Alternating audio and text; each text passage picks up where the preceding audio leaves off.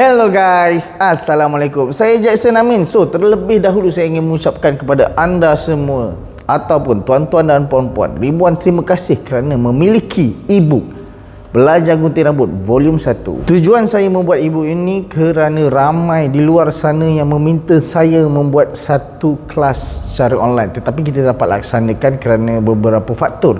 Jadi dengan itu saya keluarkan e-book ini untuk membantu tuan-tuan dan perempuan untuk gunting rambut anak, gunting rambut emak, gunting rambut adik. Sebab pembelajaran dia sangat simple. Kerana apa? Pembelajaran ini merangkumi asas menggunting rambut saja, tetapi lengkap. Sesiapa yang betul-betul fahami kaedah ini, mereka boleh gunting rambut asas dengan tepat. E-book ini mempunyai 4 bab asas. So, tanpa berlengah masa, jom kita ke bab yang pertama. Untuk rujukan, boleh ke bab 1 e-book tersebut, kemudian pergi ke 1.2 berkenaan dengan clipper. So, clipper ini macam-macam jenis, okay? Saya suggest untuk mereka ini mencari clipper yang berwire. Sebab apa? Clipper ni harga dia sangat murah dan tak terlampau mahal dan mampu dimiliki. Okay. Actually clipper punya 2 jenis. Satu yang tanpa wire, kita panggil dia cordless. Satu lagi kita panggil yang ada wire, kita panggil dia corded. Okey, yang pertama kita merangkumi keseluruhan clipper. Okey, simple saja. Clipper ini mempunyai blade di bahagian hadapan. Okey, kalau kita nampak blade dia bergigi-gigi, okey. So blade ni mempunyai 2 lapisan. Lapisan pertama lapisan bawah, lapisan yang kedua lapisan sebelah atas. Okey, selain daripada itu, ini kita panggil sebagai body clipper. Selain daripada itu juga kita ada lever bahagian tepi yang menentukan panjang pendek rambut. Okey, apabila lever ni ditolak ke bawah, kita panggil dia sebagai open. Apabila ditolak sahaja ke bawah, secara automatiknya blade yang ada di bahagian atas akan turun ke bawah. Okey, jadi dia membuka satu ruang untuk rambut tu lebih panjang dipotong. Okey, kalau kita naik ke atas, kita panggil dia close, di mana close ini akan menutup ruang yang ada di bahagian blade clipper. Clipper ini mempunyai pelbagai fungsi. Yang pertama sekali, fungsi utama clipper adalah bahagian hadapan ini. Kita panggil dia blade, mata clipper. So dia ada 2 lapis, satu mata bahagian bawah, satu mata di bahagian atas. Kemudian yang atas ini kita panggil clipper body, di mana kita letakkan ibu jari kita masa proses memegang. So bahagian tepi pula kita ada satu lever. Lever ni adalah tuas lah dalam bahasa Melayunya. Kemudian kita ada switch on dan off. So, untuk clipper yang berwire, dia mempunyai current 240 volt dan mempunyai kat dalam ni dia ada motor, kita panggil dia electromagnetic motor. Berbeza dengan clipper yang tanpa wire, dia menggunakan rotary motor. Ramai yang tanya macam mana mata blade ataupun blade clipper ni berfungsi. Sebab saya dah bagi tahu tadi kan, dia mempunyai 2 jenis bilah. So dia ada bilah bawah dan dia ada bilah bahagian atas. So macam mana dia berfungsi? Bilah yang sebelah atas akan bergerak ke kiri dan ke kanan. So seperti ini. So apabila rambut masuk di celahan mata blade tu, maka terpotonglah rambut. Faham tak? Bilah yang atas yang akan bergerak. Apa pula fungsi lever ni ataupun tuas? Okey, fungsi dia simple saja, dia menentukan panjang pendek rambut. Okey, contoh kalau kita tolak tuas ini ke bawah atau lever ke bawah, kita panggil dia sebagai open. Apabila kita tolak dia ke atas, kita panggil dia sebagai close. Ada juga yang berpendapat bahawa apabila kita tolak ke bawah, kita boleh panggil dia sebagai 0.5. Apabila kita tolak ke atas, sebagai kosong. Okey, simple saja. Okey, yang pertama sekali, apabila tuas ini ditolak ke bawah, secara tak langsung blade di bahagian bawah itu akan ditolak ke atas. Nampak tak? Apabila kita open, dia akan buka satu ruang yang lebih panjang. Apabila kita close, dia akan rapat menjadi kosong. Sebab apa kita panggil kosong ataupun 0.5? Panjang pendek rambut itu diukur. Okey guys, yang seterusnya adalah gunting. Okey, gunting ini dalam proses memotong rambut, dia ada 2 jenis yang kita gunakan. Satu kita panggil dia cutting scissor ataupun gunting pemotong. Yang satu lagi kita panggil dia gunting penipis ataupun thinning scissor. Okey, kita akan ke gunting pemotong dahulu. Okey, sebab dia ni mempunyai kerja-kerja yang sangat berat. Okey, daripada membentuk, memotong, memendekkan rambut dan sebagainya. Okey, yang pertama sekali, gunting pemotong ini mempunyai 2 jenis bilah yang sama, iaitu bilah yang sama tajam. Okey, di situlah fungsi dia memotong. Okey, kemudian di bahagian atas ini ada, nampak tak satu lubang ni? Ini bahagian lubang ini kita letakkan jari manis kita. Okey, yang ni kita letakkan jari kelingking kita dan yang bawah kita letakkan ibu jari kita. Macam mana? Letakkan macam ini, nampak tak? Ni cara kita pegang gunting. Gunting pemotong juga mempunyai panjang pendek yang berbeza-beza. Nampak? Okey, yang pertama sekali kita ada yang ini kita panggil 5.5 inci. Okey, yang ni saya suka juga pakai. Ada juga gunting 6 inci. Yang 6 inci ni adalah standard mana-mana tukang gunting rambut pakai, dan ada juga macam ni 7 inci setengah. So panjang kan guys? Berbalik kepada gunting penipis ataupun gunting bergigi-gigi, ataupun ramai rakyat marhain ataupun netizen luar sana dia suka panggil gunting layer. Sebenarnya nama dia bukan gunting layer tau, nama dia gunting penipis ataupun thinning scissor. Okey, gunting ini mempunyai bilah yang berbeza. Satu bilah yang tajam, satu lagi bilah yang bergigi-gigi. Kenapa bilah bergigi ini wujud? Kerana fungsi ini untuk menipiskan bahagian-bahagian rambut. Okey. So, fungsi bahagian belakang juga sama seperti gunting pemotong. Yang ini tempat untuk letak jari manis, yang ini untuk letak jari kelingking, dan juga yang ini tempat letak jari ibu jari. Okey. So, bila kita gunakan sama juga. Cuma cara menggunakan gunting thinning ini berbeza dengan gunting pemotong. Kerana apa?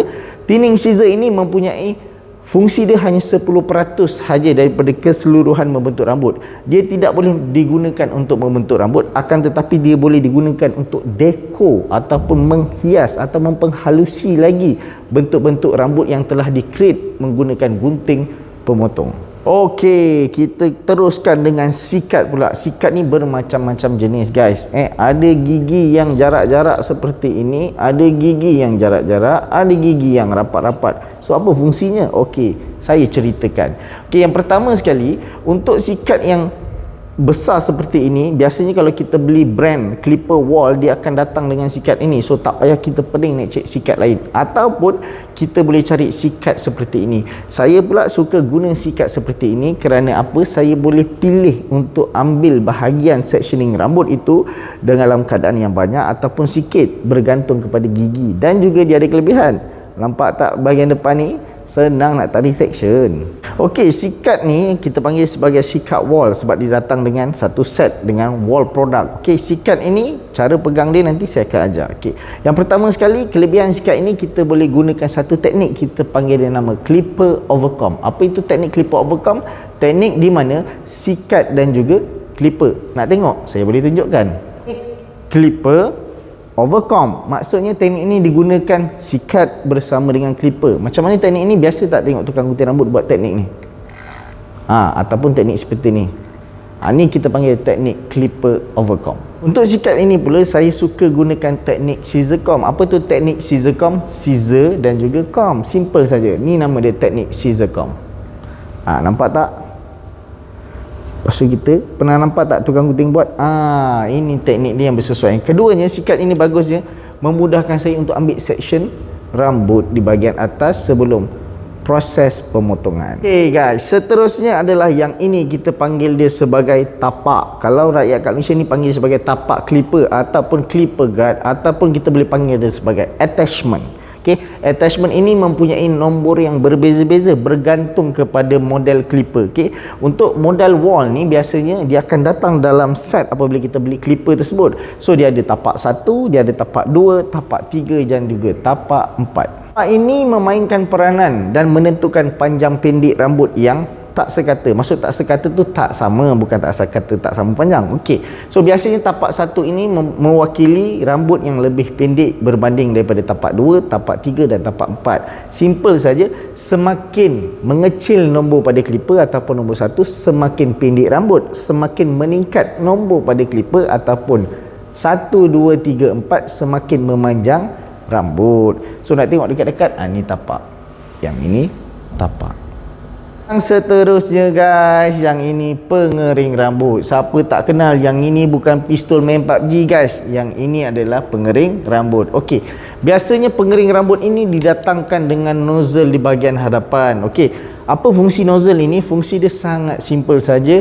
Dia akan mengawal blow ataupun angin yang keluar daripada hair dryer ini. Okey, so hair dryer ini kebanyakannya mempunyai dua switch. Okey, yang pertama yang warna hitam dia mempunyai switch on dan off.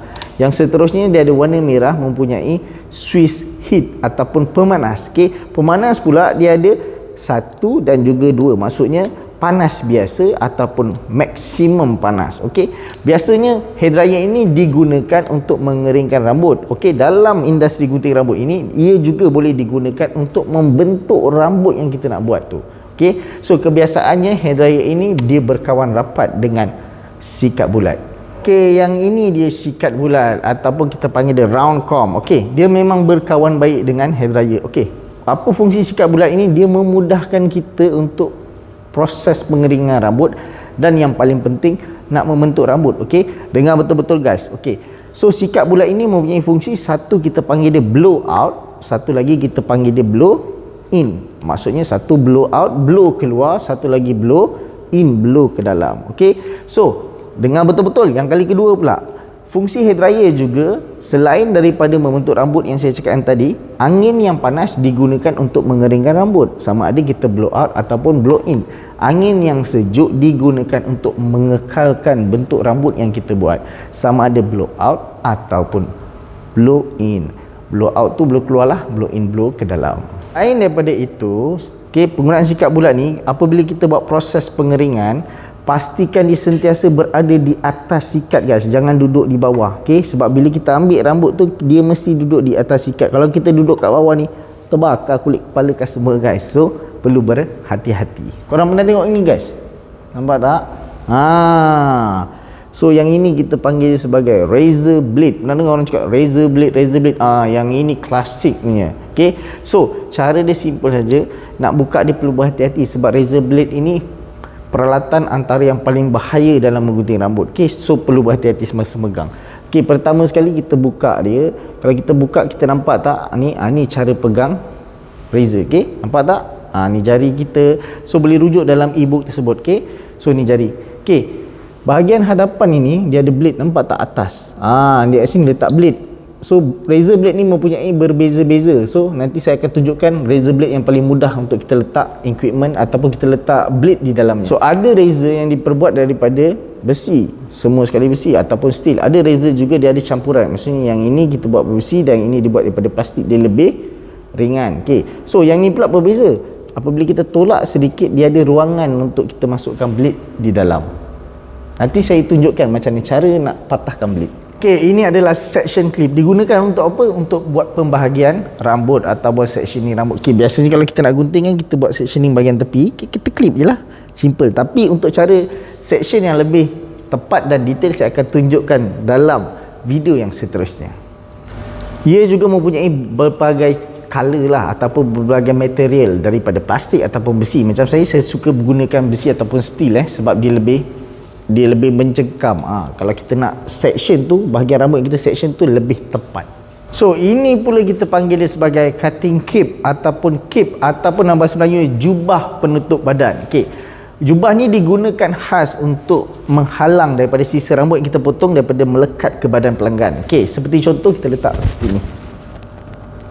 So ada klip lah. Nanti saya akan tunjukkan juga video yang lebih detail berkenaan macam mana menggunakan cape ni. Okey, so cape ni datang dalam pelbagai jenis. Okey, terutamanya apabila pandemik ni kita tukar kepada menggunakan cape yang pakai buang seperti yang ini. So yang ini disposal ataupun pakai buang.